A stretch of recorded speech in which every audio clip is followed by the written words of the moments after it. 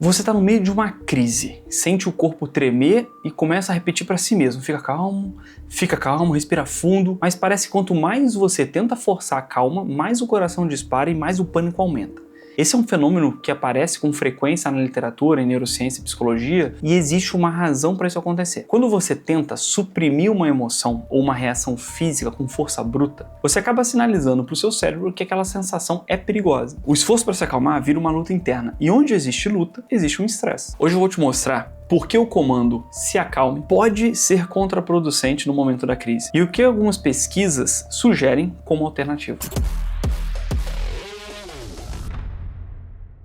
Existe um processo psicológico chamado monitorização irônica, ou Ironic Monitoring Process, descrito por Daniel Wegner, eu acho que é Wegner, nos anos 90, e bastante estudado até então. Como é que funciona? O mecanismo ele vai funcionar da seguinte maneira: quando você decide que não pode ficar ansioso, o cérebro ativa um sistema de vigilância para monitorar qualquer sinal de ansiedade no corpo. Ele fica checando, e o coração ainda está acelerado? E a mão ainda está suando? E a respiração? Será que vai dar crise? O problema é que esse monitoramento contínuo, por si só, gera essa ativação. Você fica hipervigilante. E a hipervigilância mantém um sistema de alerta ativo, que é exatamente o que você estava tentando desligar. No consultório eu vejo pessoas exaustas de tanto meditar, respirar fundo, pensar positivo, sem entender que o esforço de controle pode estar contribuindo para manter esse sintoma. Para o sistema nervoso autônomo, a ansiedade e excitação física são estados que compartilham boa parte da mesma fisiologia. Frequência cardíaca elevada, respiração acelerada, tensão muscular. O corpo ele não diferencia automaticamente um do outro. Quando você tenta frear esse estado de forma brusca, o cérebro ele pode interpretar a própria tentativa de freagem como um sinal, mais um sinal de ameaça. É como pisar no freio e acelerar ao mesmo tempo. Então, o sistema ele não sabe o que vai fazer com isso. Existe uma evidência razoável de que a aceitação da experiência interna, em vez da tentativa de supressão, tende a reduzir a duração e a intensidade da resposta ao processo de ansiedade. A revisão,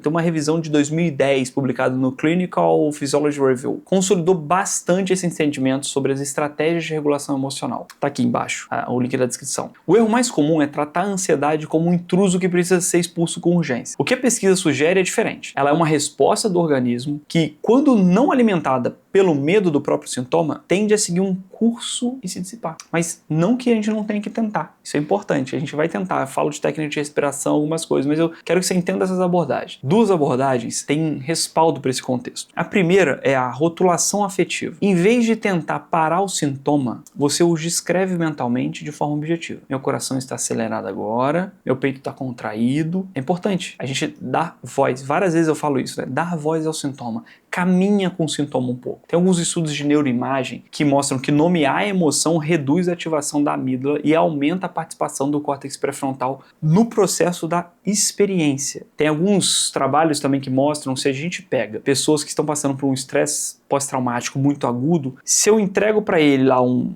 alprazolam, um clonazepam, que é o Rivotril, eu posso perpetuar aquilo. Então é necessário passar por um período de entendimento daquele processo. A segunda, que a gente estava comentando, é a intenção paradoxal, uma técnica desenvolvida por Viktor Frankl e estudada em contextos clínicos desde então. Em vez de você resistir ao sintoma, você confronta diretamente. Pode bater mais forte que aguenta. Isso quebra um ciclo de medo secundário, o medo do sintoma, que muitas vezes mantém a crise ativa. E aí você vai fazer o seguinte: eu vi no vídeo do João. O Dr. João Marcos falou pra mim que isso pode ser um processo natural. Eu tô sentindo, isso não vai me fazer mal agora. Eu vou conseguir vencer, isso vai passar. Eu tô medicado, eu sei técnicas, eu sei como enfrentar. Então você faz esse enfrentamento. Frankl, autor do livro Em Busca de Sentido, um livro que eu recomendo muito, vou deixar também o link nas descrições, ele tem contribuições maravilhosas para a psicologia. As duas técnicas, elas não substituem uma avaliação médica, é óbvio. Não preciso falar esse óbvio aqui, mas a gente cita. Não substitui psicoterapia, não substitui tratamento quando ele é necessário, ainda mais com medicação. São formas de mudar a relação que você tem justamente com essa experiência interna. Numa situação de crise, em vez de lutar desesperadamente, observa, nomeia, deixa passar. Pode sim usar as técnicas que a gente discute nos nossos vídeos aqui, mas com um certo entendimento do que você está passando. Entender que você não precisa brigar com o que você está sentindo muda a lógica inteira da crise. A calma não é algo que você força, é algo que aparece quando você para de tratar a ansiedade como uma emergência que precisa ser resolvida naquele momento. Se você quer continuar entendendo como o sistema nervoso funciona e aprender a usar isso a seu favor, se inscreve aqui no canal. A gente não vai falar de achismo, a gente tem ciência, artigo que você pode checar. Mas para essas técnicas funcionarem, você precisa ter clareza sobre o que você está sentindo. Muita gente continua lutando contra os próprios sintomas porque tem um medo real de estar infartando. E eu gravei um vídeo explicando os 3 sintomas da ansiedade que mais se confundem com o infarto, para você entender o que está acontecendo com o seu corpo e parar de viver preso nesse medo. Assiste ele agora.